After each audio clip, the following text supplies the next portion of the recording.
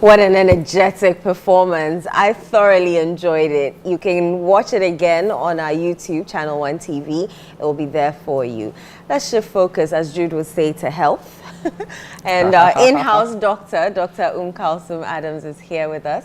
Today we're discussing cardiopulmonary resuscitation, first aid. I know it's a mouthful. Simply first, CPR, simple. CPR, before I go and say it again and then I bite my tongue. Doc, how are you doing? Very well, Inu. How are you? I'm good, thanks. You're gearing up for Heritage Caravan? Oh, yeah. I'm so excited about it already. You don't have to rub it in. Oh, I'm not rubbing it in. I'm just asking you if she's ready. You don't have to rub it in, but it's fine. It's okay. Bibiabe, fine. Doc, this huge cardiopulmonary resuscitation, what is it? All right, so CPR for short, or cardiopulmonary resuscitation. So cardio is the heart, and pulmonary has to do with the lungs or the chest. Okay, so resuscitation. So it's a life-saving procedure. Okay. That is done to resuscitate patients who have become unresponsive or who have become unconscious. So basically, CPR is a part of either basic life support or ACLS, which is advanced cardiac life support.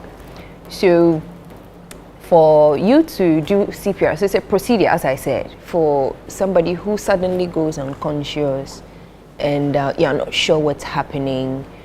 It's a first aid procedure that at least, in fact, almost all citizens should be able to give basic life support, including all of us.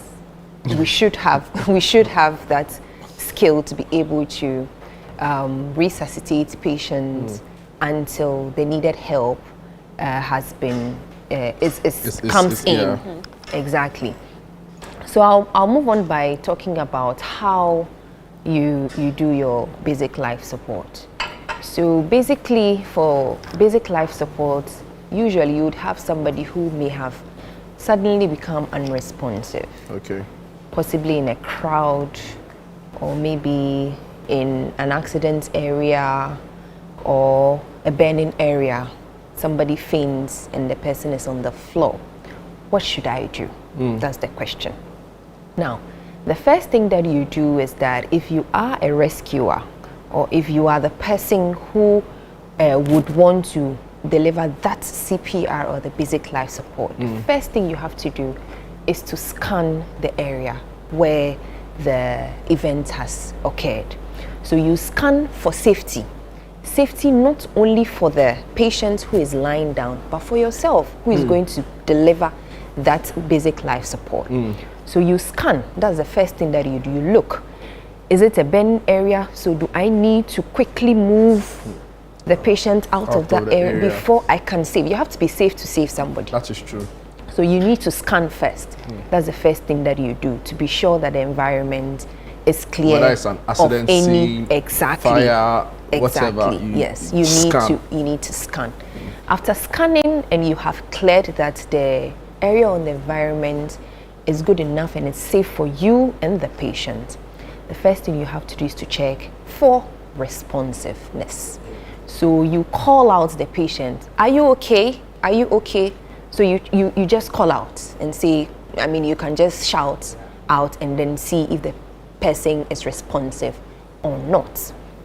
Then the next thing that you do is that you would want to make sure that the patient, or you position the patient. And this, I would say it's with caution.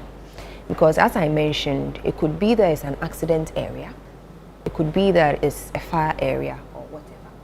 But if it's accident, it's very important that sometimes even the cause of the unresponsiveness has to do with cervical injury, cervical spine injury. And it's very important in that stage that you would make sure that you don't unnecessarily move the patient around. Otherwise, in your quest to help the patient, you rather make his or her situation worse. So it has to be done with good cervical control, which I will show. So after you have called for responsiveness, you then quickly call for help. So you dial, if there are people around you, you ask somebody to quickly call the emergency numbers to inform the health care providers that there's something happening that they need to come in. In the meantime, as the calls have gone in to call for the help, you now go in and then rescue the patient. What do you do? First of all, you need to check CPR, it's cardiopulmonary resuscitation. So you're going to check for the pulse, the presence of pulses for this patient. And also you're going to look out for breathing in this patient. Those are the two things. Remember we said CPR is what? Cardio, which is heart. That is your pulse that you're going to look out for. And then we mentioned what? The lungs, which is the breathing aspect of it. So you first would look out for the pulse, the presence of the pulse. For you to look out for the presence of the pulse, the central part of your neck is your trachea down here. Yeah. So there's a groove here. Okay. So this groove, you just insert 2 fingers in there to check for the carotid pulse. So you can do it and then check if you can feel any pulse. When you watch a lot of American movies or like war movies, when a soldier has fallen or is feared to have fallen, they do that thing when they check. It's so like you check. Lost it. Yeah. So your trachea central, there's a groove just by it. You just insert your hand there to check for pulsation. So you feel that there's some pulsation there. So you check. So you check for that. So you check for the presence of your carotid pulse. Do you feel it? Yeah, Yes, I feel it. You feel it. Okay. All right. Good. So if it's not pulsating, yes. Sorry, the English wasn't coming. Forgive me. If it's not pulsating, then it means that it means that the heart is not pumping. So that's why you have to. Mean you're dead. No. Okay. But what's the difference between that and your beating heart? So your heart would beat. Once your heart is beating, your heart is contracting.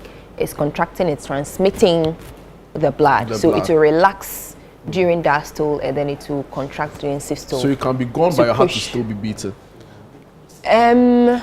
So level of consciousness, you have a lot of things that go with it. Okay. So the consciousness level, you look at the basic thing is you look at the GCS. So Glasgow Coma Scale. So the GCS, it has 3 components. The eye, you have to check for the eye components or responsiveness. You have to check for the verbal, and then you also have to check for movement. So all of these need to be looked at for you to be able to tell the level of consciousness. It's all graded. Yes, it's graded out of 15.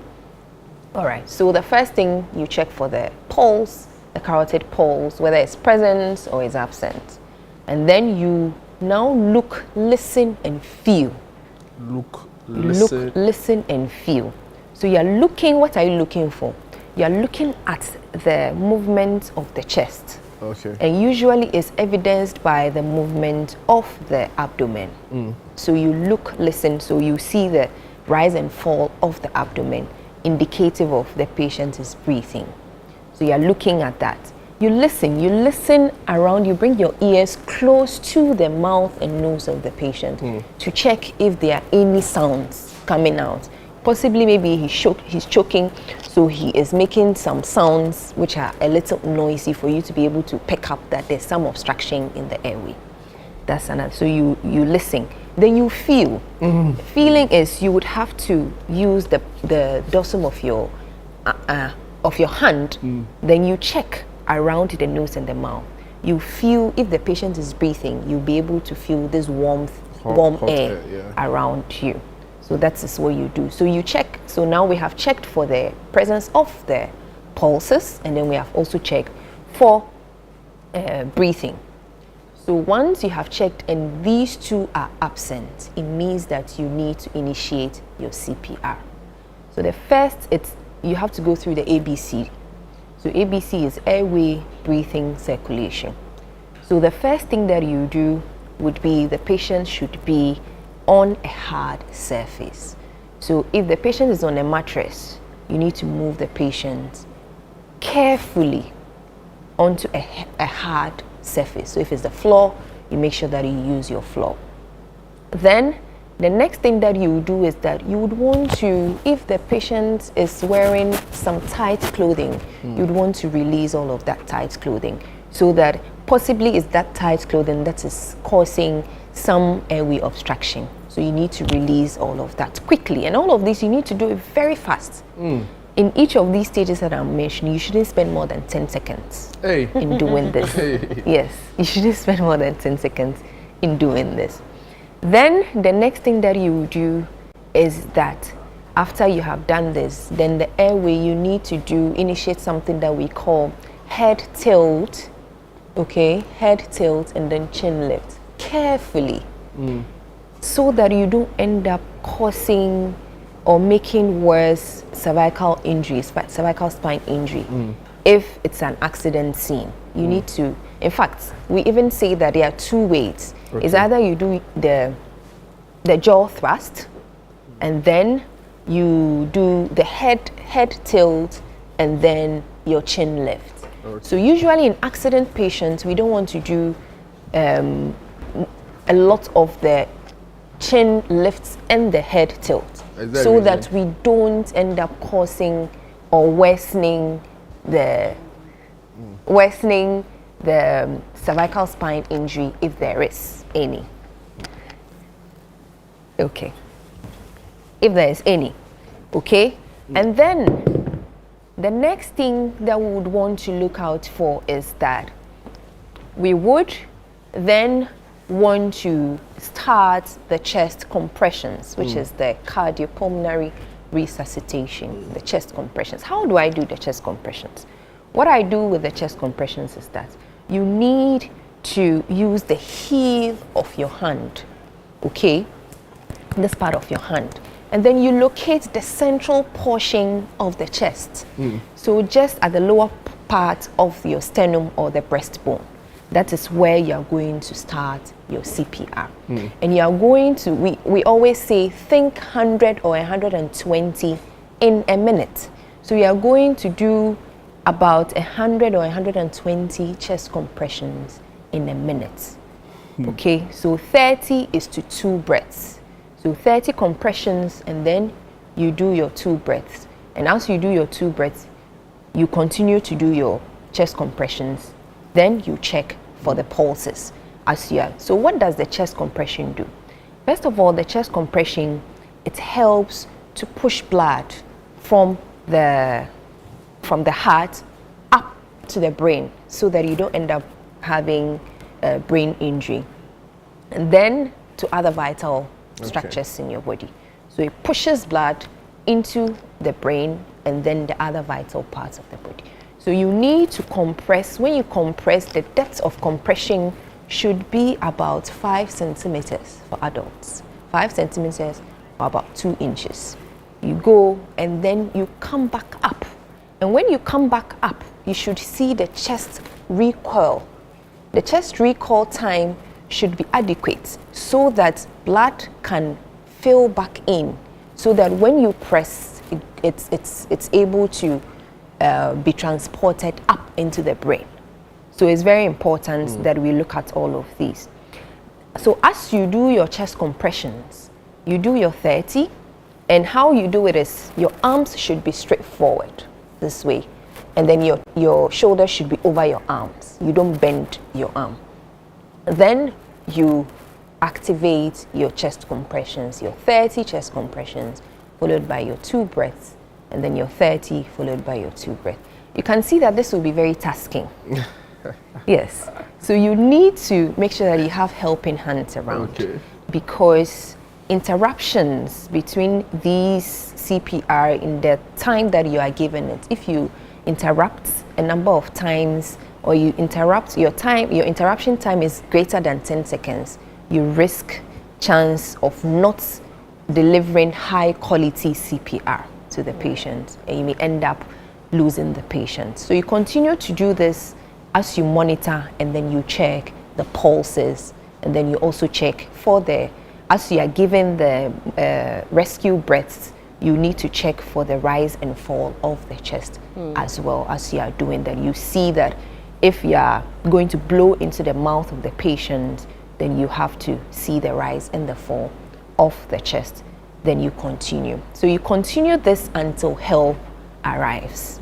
So once help arrives, then there are other advanced methods of delivering this CPR, where AEDs would be used to assess, and then if they are shockable rhythms or non-shockable rhythms, then you would have to give these, you use your defibrillators when indicated. So we have an unconscious patient here, right here in the studio, that would want to demonstrate what we have mentioned or what we have gone through so far, so that it becomes practical to all of us. So the patient is here, lying down unconscious. So the first thing I'll do is, I remember we said you scan the area and see, is it safe for me? Is it safe for the patient? Okay, so this is safe. It's a safe area. Hello. So you call out, hello dear. Hello. Hello. Are you okay? Are you okay? Okay, so no response. Then I quickly call for help. So that has been done. Then the next thing I do is that I come close to her, I kneel, and then I check. So I'm going to what? Look for the pulses. So this is the trachea. I go at the groove there, and then I check for the presence of the pulse. So there's no presence of pulse in this patient, this unconscious patient so far.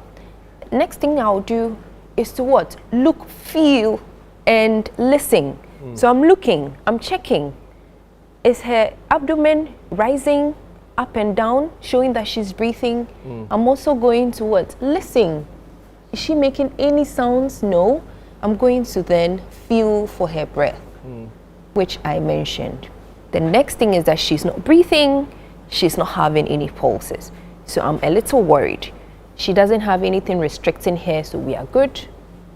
Then the next thing I will do is that for you to initiate the chin lifts with the head tilt, what you do is that you put your palm on the head, and then your chin, the other finger from your other hand on the chin, and then you lift it a little bit. And this is what I was saying, that if the patient is an accident patient, if you overextend the neck, it means that the cervical spine injury may become worse. So you may not do this part, rather you would initiate the other one, which I would mention. So you have done your chin lift, but the mouth should be opened. So you ensure that her mouth is opened. Okay, so chin lift has been done and head tilt. The next thing I'll do is that I'll make sure that jaw thrust. So the jaw thrust, you use your fingers at the angle of the mandible and at an angle of the lower jaw, this way. And then that also helps to open the airway. And the next thing will be, okay, so now I would want to initiate my chest compressions. So this is the sternum or the breastbone. So the lower half of it is this way, and I'm going to start. I said I would use the heel of my hand, and I'll make sure that, I'll make sure that my hands are, or my upper arm is straight. There's the heel of my hand, and then my shoulder. So this way, this is how I'm going to go. So I'm going to start initiating, so I go. So this is the chest compression. So I start. So you're supposed to be able to do about 30 of these. Wow. And I mentioned, think 100 or 120 in a minute. That's a lot. Yes. So it's tasking. So you need help. So you need to get people to help you. Otherwise, you run out of breath or you'll be tired. People told me to also do the pressing. Sorry? Asking to also do the pressing. Yes, so that's why I'm saying BLS, everybody should be able to give BLS. You get it? So BLS, chest compression is part of it. So you should be able to do these chest compressions. So this way, and then you go directly, your shoulders over your arms, and then you go that way. And then make sure that you are digging about 5 centimeters, as I mentioned. And then when you go and you dig, you come up, you ensure that there is enough recoil time for blood to fill before you give the next one. so that the blood can move all the way to the brain and other vital organs. So as you are doing this, then the next thing will be the rescue breaths. So the rescue breaths, it's likely that it happened in an area that you don't have the pockets masks. So if you don't have the pocket mask, what you can do is that you can get a clean handkerchief and put it over the mouth of the patient.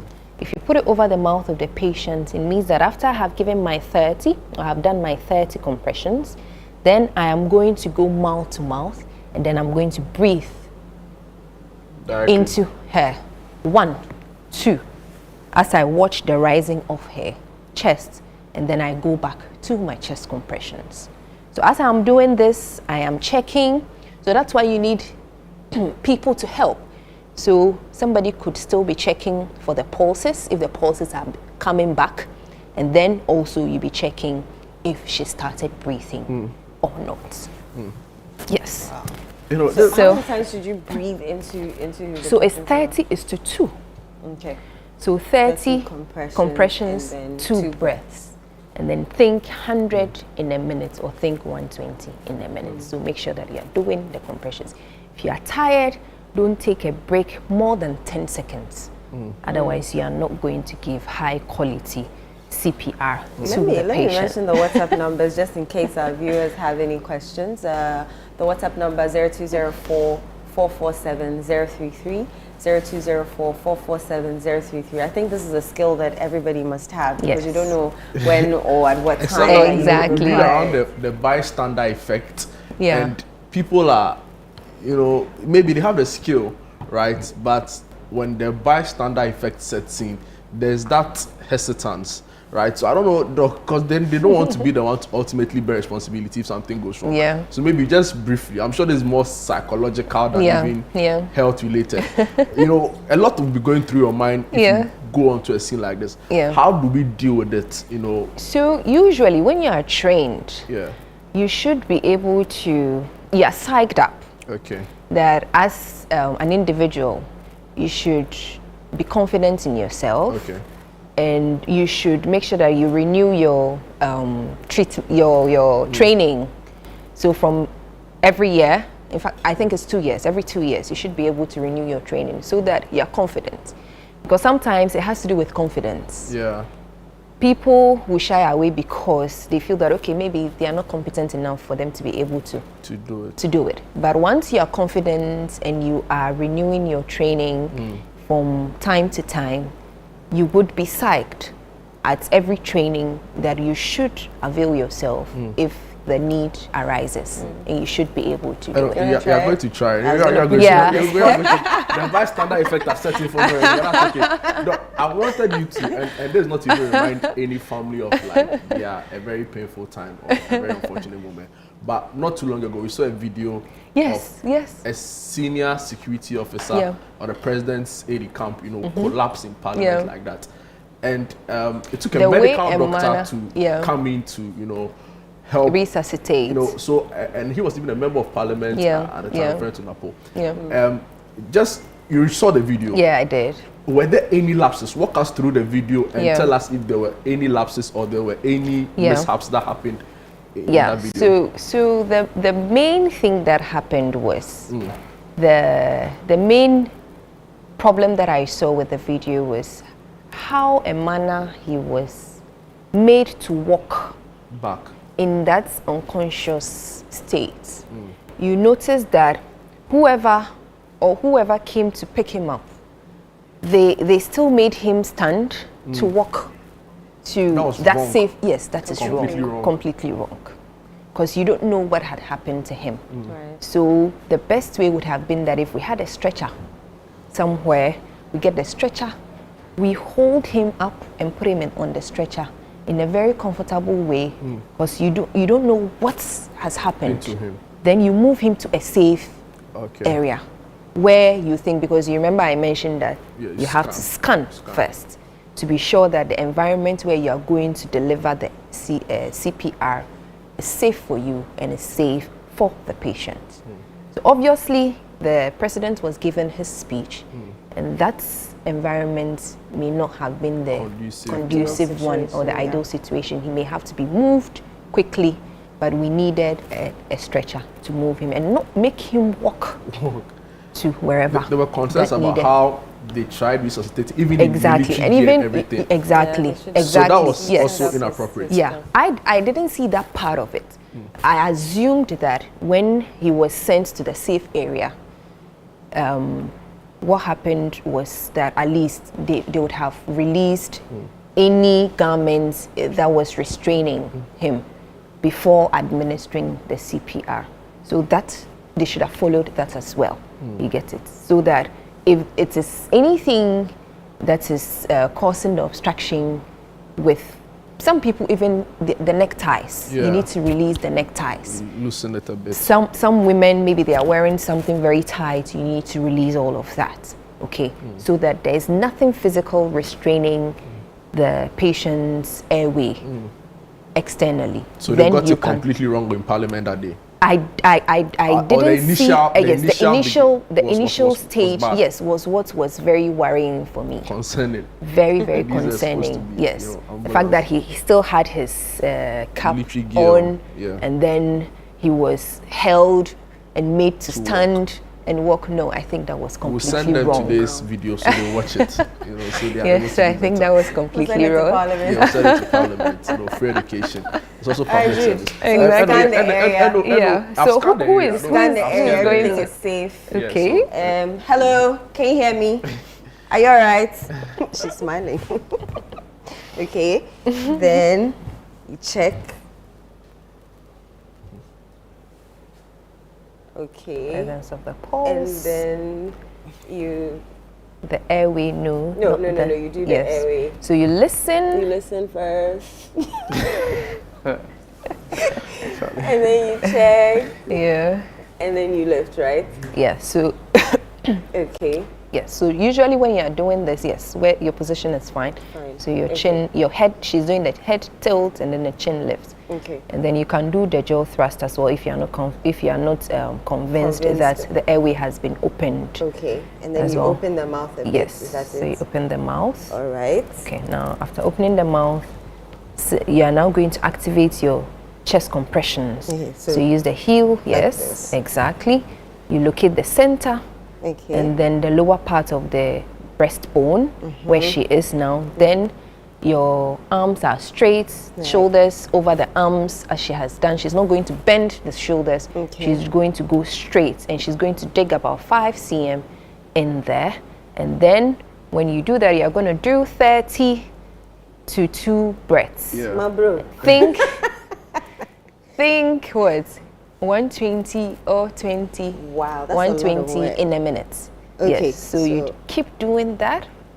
Okay, and then you administer your 2 breaths. That's using Can clearly okay, well done. Eno has done well. Yeah. Back to life. So that's all done before an ambulance or yes. So you keep doing that. Keep checking. So your monitoring will be you keep checking the pulse. Keep checking for the breath. You keep doing that until the help arrives. Yes, help arises. Or arrives until help arrives. So you keep doing that until help arrives. Wow. And then once the help arrives, the medical team may take over. Either they do it there, they continue to do it there, or they move the patient to a nearby hospital to continue from there. So that is basically what CPR is about. And yes. So it's important. It's an important skill that we all need to have. Basic life support, at least every citizen should be able to offer it. When it comes to the advanced one, then medical professionals will continue from there, where you have to use the AED, the automated defibrillators, to check for the rhythm of the heart. And whether it is a shockable rhythm or it's a non-shockable rhythm. Maybe the next time to talk about the use of the defibrillators. Okay, all right, that's fine. We can do that as well. I remember there was this football game in the UK the other time, and a footballer, just went down. And it took a medical, the odds were unbelievable. It took a medical doctor in the stadium who was just a fan, not even like on the team. And this happened in London, Tottenham Hotspur, and he came down onto the pitch to resuscitate the patient. I mean, he couldn't play football again though. due to heart complications. You know, it's important we all know. It's very important. Because 50,000 stadium, like he was the only one. You know, it was serious. It was serious. It's very important that all of us, the footballer's name was Fabrice be able to, all of us should be able to give thank you so basic much. life I really support. appreciate this life skill that you've given us. Next time Jude will try it. Yes, he will. He's a bit scared. I'm dealing with the bystander effect. So. Right.